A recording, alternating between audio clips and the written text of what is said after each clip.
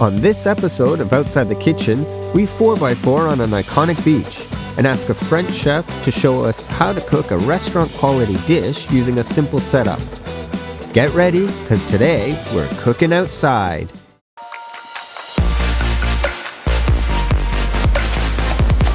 A chef once told me to create great food, you need great ingredients, like fresh seasonal produce and locally sourced seafood.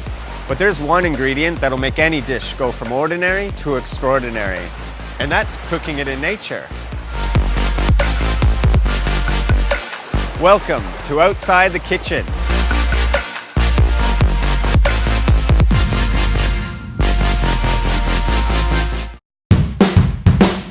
Steve Delandemare is the owner and chef at Port Macquarie's The Little Fish Cafe,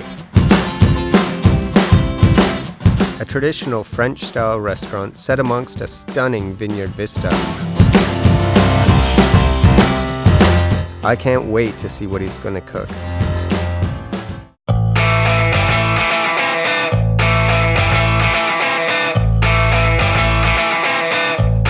How you doing? I'm good, how are you? Thanks for joining me. What a stunning spot here at the lighthouse. Fantastic. You're probably wondering, Tell me, what are we getting up to?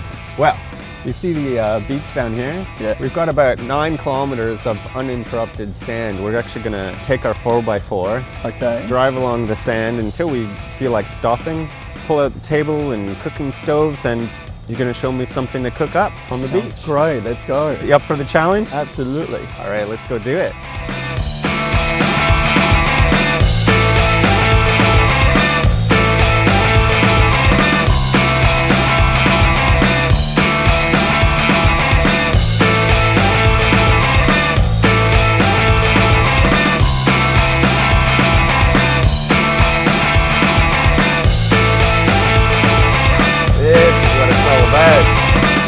You ever done this before, Steve? No, never. First time. Oh man, it's one of my favorite things to do living in Australia. This is great.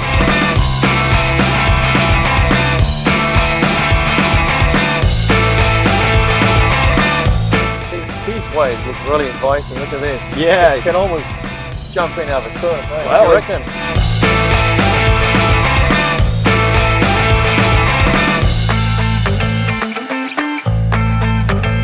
All right, Steve, I can't see anyone ahead of us or behind us. I think this is as good a spot as any to set up. What do you think? Oh, finally. I'm hungry.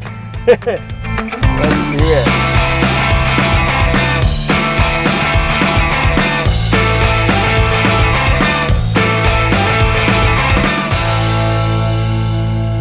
All right, Steve, well, we've dragged you all the way out here to about halfway between Lake Hadai and Port Macquarie.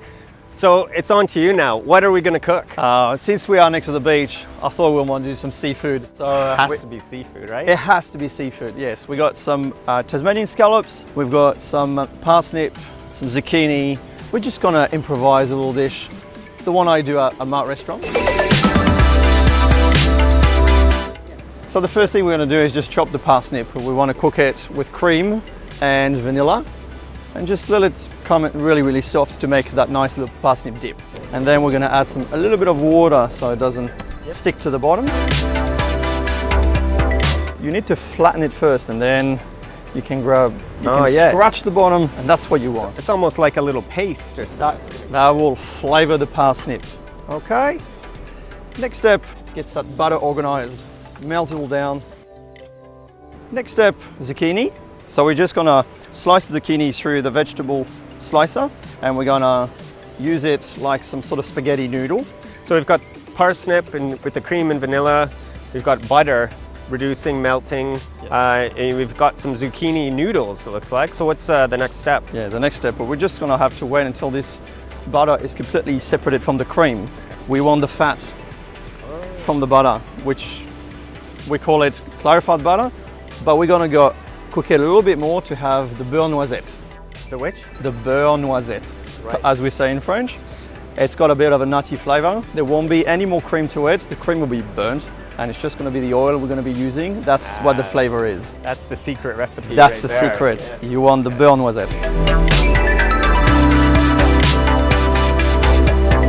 So what are you doing now, Steve? I've bought a fig. So we're just going to split that fig. They even look pretty on a cutting board. They do, they do. You should see it on the plate how they're going to look. I can't wait to see how they're going to look on the plate.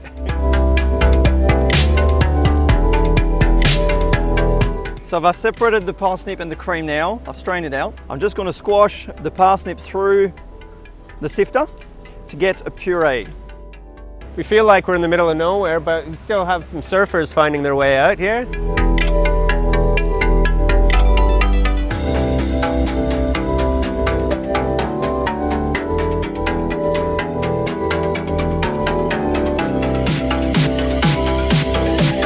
So this is our Beurre Noisette I was talking to you about.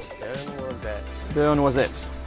So I brought a bit of special spice. That is fennel seed ground. You can sprinkle it directly onto your zucchinis. It gives a nice little flavour through.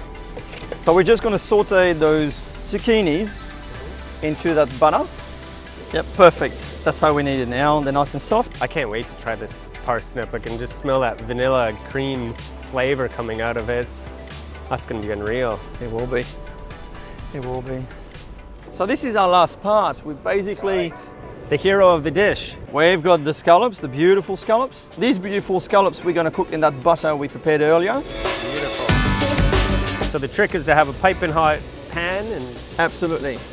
A minute and a half, 2 minutes on one side and another minute on the other. Right. And that's it, until they brown up.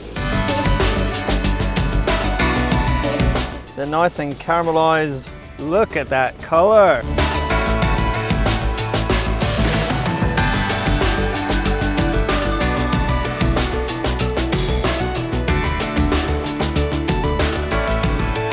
Pour a little bit of juice. Oh, Over yeah. it. You want that, you want to taste that little butter through. And finally, a bit of lime for my garden. We're good to go. Should I make a second plate? Yeah. Let's do it all I guess over you again want for some. round 2, yeah.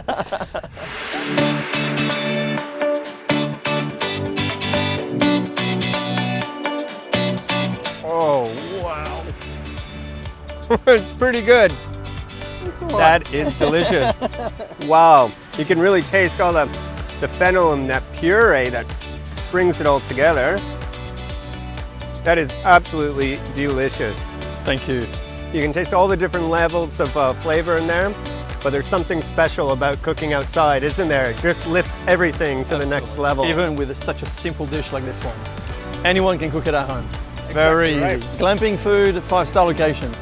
Not too bad. Well, thanks very much for joining me on this adventure today. If you'd like to download the recipe or learn more about this region, go to outsidethekitchen.com.au. Next time on Outside the Kitchen, we get our feet muddy, and a seafood chef gives us an easy-to-do fish-in-the-bag recipe. Wow, this looks outstanding. I can't wait to get my fork into that. Keep cooking outside.